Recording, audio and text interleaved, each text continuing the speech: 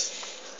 Egy kicsit vékonyabbakat, mert Ahogy sikerül az. rajongóknak mondasz valamit? Vágjad. Tehát akkor megmutatnám.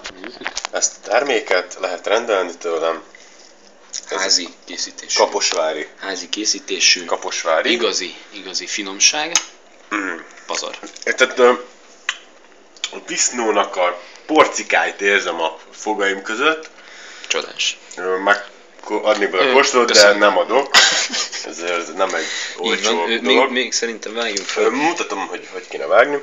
Vékony Tehát szeleteket szeretem. ujjainkat, mind az ötöt ide rakjuk. Hogy? Minden rendezéssel? Bal kézzel. Igen, Hát, látjuk. Vékonyan.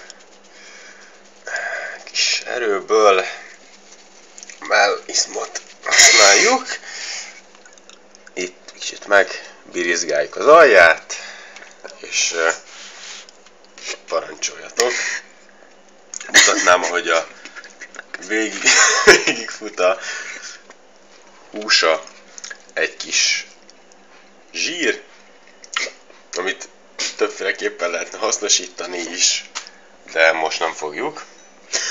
Tehát ez a kaposvári disznó.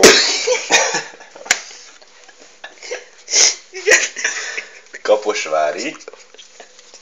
Nagyon jó. Hízó. A kategóriájában ez egy elég erőteljes vonalat képvisel. Hát Már a felmenő is sem nem voltak rossz minőségek. így van. Ennyit egyelőre. Még egy szép szeletet. Még egy szeletet. Nagyon vékony. De ezt már nem hiszem, hogy érdekelni a nézőinket, de jó. Megvágom, amit meg kell. Behúzom a ficeket neki. Így, és ne tépjed már, vágjad.